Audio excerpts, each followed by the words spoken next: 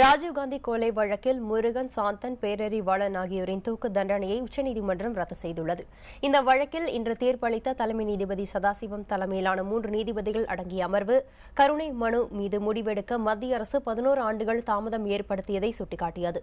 முருகன், சாந்தன், பேரறிவாளன் ஆகியோருக்கான தூக்கு தண்டனையை ஆயுள் தண்டனையாக குறைப்பதாக கூறிய நீதிபதிகள் இம்மூவரும் சிறையில் மகிழ்ச்சியுடன் இருப்பதாக கூறிய மத்திய அரசின் வாதத்தை நிராகரித்தனர். 23 ஆண்டுகளாக முருகன், சாந்தன், பேரறிவாளன் ஆகியோர் சிறையில் இருப்பதால் அவர்களை விடுவிப்பது குறித்து தமிழக அரசு முடிவெடுக்கலாம் என்றும் உச்சநீதிமன்ற நீதிபதிகள் தெரிவித்தனர்.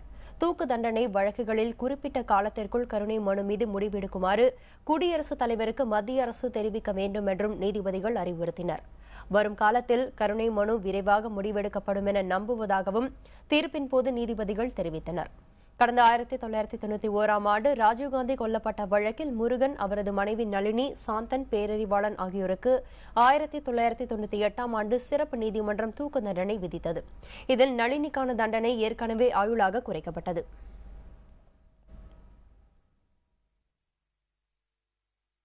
மூவரின் தூக்கு தண்டனை ரத்தானது குறித்து பேரறிவாளனின் தாய் அற்புதம்மாள் நமது செய்தியாளர் மகாலிங்கத்துடன் பகிர்ந்து கொண்ட கருத்துக்களை பார்க்கலாம்.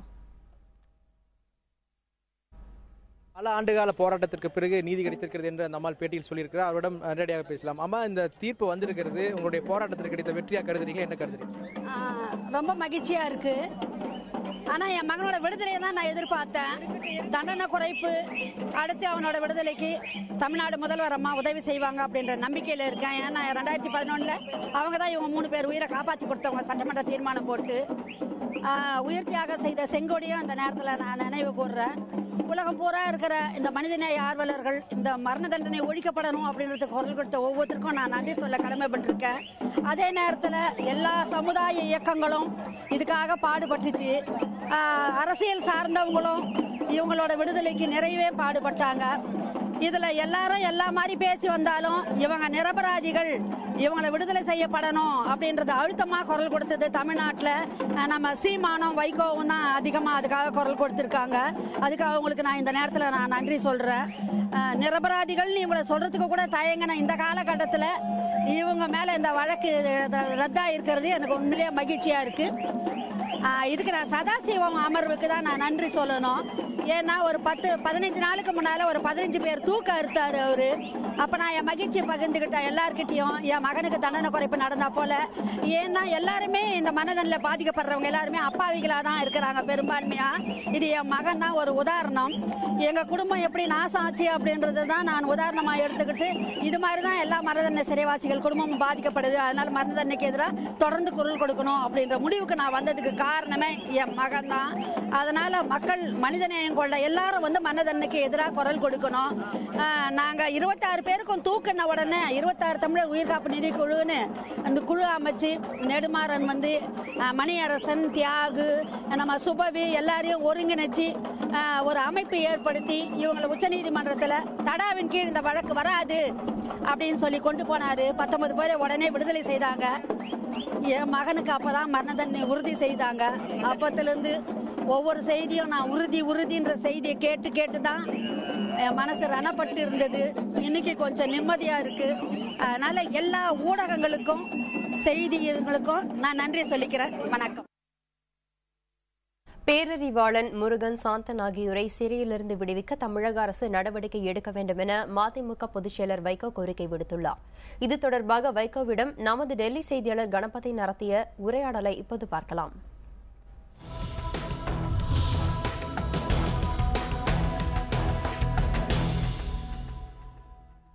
பேரறிவாளன், முருகன், சாந்தன் ஆகிய மூவருடைய மரண தண்டனை ரத்து செய்யப்பட்டது பற்றி வைகோ அவர்களிடம் கேட்கலாம். வணக்கம் ஐயா. இந்த மரண தண்டனை இப்போ ரத்து செய்யப்பட்டிருக்கு. இதுக்கு அடுத்தபடியாக அவர்கள் விடுதலை ஆவதற்கு என்ன நடவடிக்கைகள் எடுக்க வேண்டும்? இந்த தீர்ப்பு சரித்திர பிரசித்தி பெற்ற தீர்ப்பு. தலைமை நீதிபதி நீதியரசர் சதாசிவம் அவர்களும் நீதியரசர் ரஞ்சன் கோகாய், நீதியரசர் சிவகீர்த்தி சிங் இந்த மூவர் வழங்கிய தீர்ப்பு, பேரறிவாளன், சாந்தன், முருகனுடைய மரண தண்டனை ரத்து செய்து வழங்கியிருக்கிற தீர்ப்பு உலகெங்கும் உள்ள தமிழர்களுக்கு மிகப்பெரிய மகிழ்ச்சியை தந்திருக்கிறது. அது மட்டுமல்ல, 23 ஆண்டுகள் அவர்கள் எந்த குற்றமும் செய்யாமல் சிறுபெரும்புதூர் கொலைக்கு சம்பந்தமில்லாதவர்கள் துன்பப்பட்டிருக்கிறார்கள். 23 வருடம். எனவே தலைமை நீதிபதி தீர்ப்பை வாசிக்கிற போதே குற்றவியல் நடைமுறை சட்டத்தின் 432வது பிரிவை பயன்படுத்தி மாநில அரசு அவர்களை விடுதலையும் செய்யலாம் என்று அவரே குறிப்பு காட்டியிருப்பதனால் தமிழக அரசு அவர்களை விடுதலை செய்ய வேண்டும். மாண்புமிகு முதலமைச்சர் அவர்கள் இந்த தீர்ப்பை மனதில் கொண்டு விடுதலை செய்ய வேண்டும் என்று நான் கேட்டுக்கொள்கிறேன். இந்த வழக்கில் 2011 உயர்நீதிமன்றத்தில் வந்து வாதாடி தடையை பெற்றுத் தந்தவர் ராம் ஜெத்மலானி தொடர்ந்து இந்த 2.5 ஆண்டு காலமும் ஒவ்வொரு வாய்தாவுக்கு வந்து அவர் வாதாடி இன்றைய தீர்ப்பு வருவதற்கு அவருடைய வாதங்கள் முக்கியமான காரணமாக இருந்திருப்பதால் தமிழ் சமுதாயம் ராம் ஜெத்மலானிக்கும் நன்றி கடன் பட்டிருக்கிறது. இன்னும் ஒரே ஒரு விஷயம் ஐயா, நீங்களும் வந்து ஆரம்பத்திலிருந்தே போராடி கொண்டிருக்கிறீர்கள் இந்த மரண தண்டனையை ரத்து செய்யணும்னு. இப்போ அந்த மரண தண்டனை ரத்து செய்யப்பட்டு விட்டது. அடுத்தபடியா இந்தியாவில் மரண தண்டனையை ஒழிக்கணும் அப்படிங்கிற ஒரு கோரிக்கையும் இருக்கு. அது பற்றி உங்களுடைய கருத்து? மரண தண்டனை இந்தியாவில் முற்றாக ஒழிக்கப்பட வேண்டும் என்பதுதான் எங்களுடைய கோட்பாடு. உலகத்தில் 137 நாடுகளில் மரண தண்டனை ஒழிக்கப்பட்டு விட்டது. மரண தண்டனை இருக்கிற நாட்களில் நடைபெறும் குற்றங்களை விட ஒழிக்கப்பட்ட நாடுகளில் குற்றங்கள் மிக குறைவு என்று எடுக்கப்பட்டிருக்கின்ற உலகளாவிய புள்ளிவிவரங்கள் தெரிவிக்கின்றன. எனவே இந்தியாவும் மரண தண்டனையை முற்றாக ஒழிக்க வேண்டும். இந்த தீர்ப்பெல்லாம் அதற்கு ஒரு பாதை அமைத்துக் கொடுக்கும் என்று நான் நம்புகிறேன்.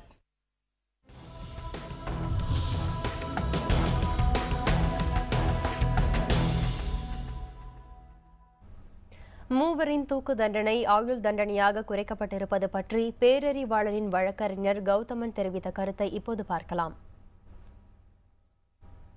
ஆயுள் தண்டனை வந்து death and life sentence until டெத்துன்னு தான் சொல்லி கம்யூட் பண்ணுவாங்க சுப்ரீம் கோர்ட்டு. ஆனால் supreme court itself is giving power to the state government. State கவர்மெண்ட்டுக்கு ஒரு பவர் கொடுத்துருக்கு, இந்த remission power.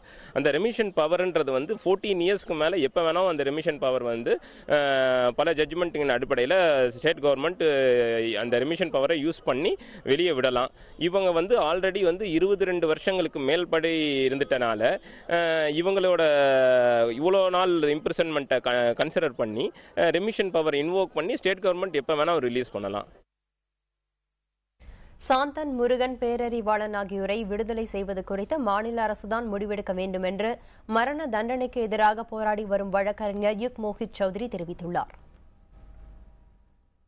The court has said that they have commuted the death sentence to life. In law, life means life subject to remissions granted by the government under Article 161 and Section 433 of the CRPC.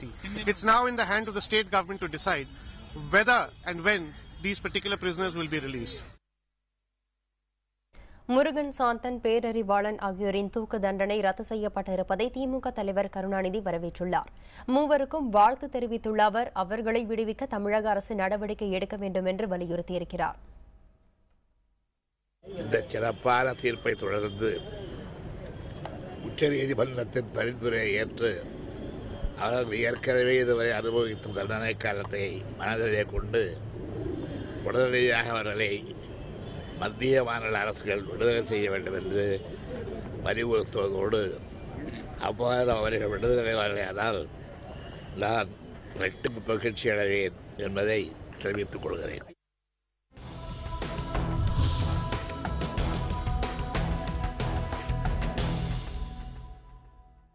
முன்னாள் பிரதமர் ராஜீவ்காந்தி கொலை வழக்கில் முருகன், சாந்தன், பேரறிவாளன் ஆகியோருக்கு தூக்கு தண்டனை ரத்து செய்யப்பட்டுள்ளது. இந்நிலையில் இந்த வழக்கு கடந்து வந்த பாதையை சற்றே திரும்பி பார்ப்போம். ஸ்ரீபெரும்புதூரில் கடந்த 1991ஆம் ஆண்டு மே மாதம் 21ஆம் தேதி நாடாளுமன்ற தேர்தல் பிரச்சாரத்தில் ஈடுபட்டிருந்த போது மனித வெடிகுண்டு தாக்குதலால் ராஜீவ்காந்தி கொல்லப்பட்டார். இதற்கான சதியில் ஈடுபட்டதாக கூறி 1998ஆம் ஆண்டு ஜனவரி 28ஆம் தேதி முருகன், சாந்தன், பேரறிவாளன், நளினி உட்பட 26 பேருக்கு தடா நீதிமன்றம் தூக்கு தண்டனை விதித்தது. பின்னர் இவர்களில் 19 பேரை விடுவித்த நீதிமன்றம் மூவரின் தூக்கு தண்டனையை ஆயுள் தண்டனையாக குறைத்தது. எஞ்சிய முருகன், சாந்தன், பேரறிவாளன், நளினி ஆகியோரின் தூக்கு தண்டனை உறுதிப்படுத்தப்பட்டது. இவர்களின் கருணை மனுக்கள் 1999ஆம் ஆண்டு அக்டோபர் மாதம் 17ஆம் தேதி தமிழக ஆளுநரால் நிராகரிக்கப்பட்டன. எனினும் அதற்கடுத்த ஆண்டு நளினியின் தூக்கு தண்டனையை மட்டும் ஆயுள் தண்டனையாக தமிழக ஆளுநர் குறைத்தார். இதனையடுத்து முருகன், சாந்தன், பேரறிவாளன் ஆகிய மூவரும் தூக்கு தண்டனையை ரத்து செய்ய கோரி கடந்த 2000ஆம் ஆண்டு ஏப்ரல் 26ஆம் தேதி குடியரசுத் தலைவருக்கு கருணை மனுக்களை அனுப்பினர். இதில் எந்தவித முடிவும் எடுக்கப்படாததை அடுத்து 2006, 2007, 2008, 2009 ஆகிய ஆண்டுகளில் தொடர்ந்து நினைவூட்டல் கடிதம் குடியரசுத் தலைவருக்கு அனுப்பப்பட்டது. கடந்த 2011ஆம் ஆண்டு ஆகஸ்ட் 26ஆம் தேதி இவர்கள் மூவரின் கருணை மனுக்களை அப்போதைய குடியரசுத் தலைவர் பிரதிபா பாட்டீல் நிராகரித்தார். இதனையடுத்து தூக்கு தண்டனையை நிறைவேற்றும் தேதியாக 2011 செப்டம்பர் 9ஆம் தேதி அறிவிக்கப்பட்டது. நெருக்கடி முற்றிய நிலையில் 2011 ஆகஸ்ட் 30ஆம் தேதி தூக்கு தண்டனையை குறைக்க கோரி தமிழக சட்டப்பேரவையில் ஒருமனதாக தீர்மானம் நிறைவேற்றப்பட்டது. இதனையடுத்து தூக்கு தண்டனை நிறுத்தி வைக்கப்பட்டது. இந்நிலையில் கடந்த ஜனவரி 21ஆம் தேதி முக்கியத்துவம் வாய்ந்த தீர்ப்பு ஒன்றை உச்சநீதிமன்றம் அளித்தது. கருணை மனுக்கள் ஆண்டு கணக்கில் குடியரசுத் தலைவரால் கிடப்பில் போடப்பட்டதை காரணம் காட்டி தூக்கு தண்டனை விதிக்கப்பட்ட 15 கைதிகளின் தண்டனையை உச்சநீதிமன்றம் ஆயுள் தண்டனையாக குறைத்தது. கருணை மனுக்களை தேவையின்றி நீண்ட காலம் கிடப்பில் போட்டால் மரண தண்டனையை ஆயுள் தண்டனையாக குறைக்க முடியும் என்று உச்சநீதிமன்ற தலைமை நீதிபதி பி. சதாசிவம் தெரிவித்தார். இன்று வழங்கப்பட்ட தீர்ப்பில் பேரறிவாளனின் உள்ளிட்ட மூவரின் தூக்கு தண்டனை ரத்து செய்யப்பட்டுள்ளது.